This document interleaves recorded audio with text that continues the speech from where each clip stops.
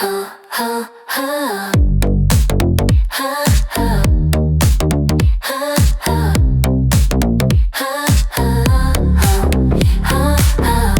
曜日暇でしたか？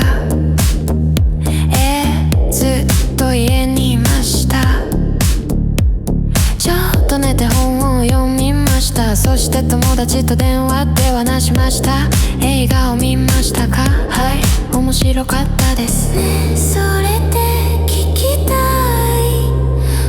ちょっと話すから話したいことが多いけれども、それで聞いてくれる。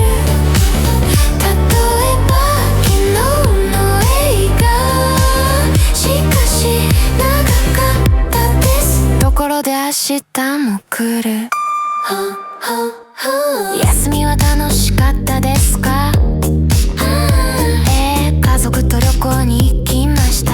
どこに行きましたか？山の近くのホテルに泊まりました。そして本もたくさん読みました。すっごく良かったです。それで聞きた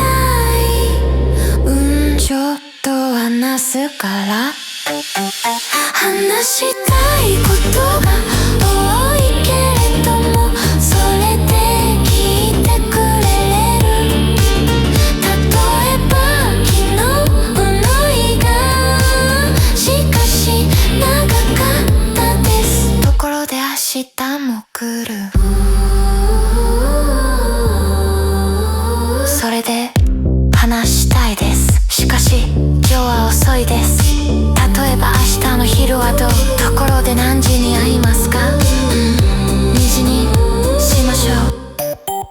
話したいことが多いけれども、それで聞いてくれる。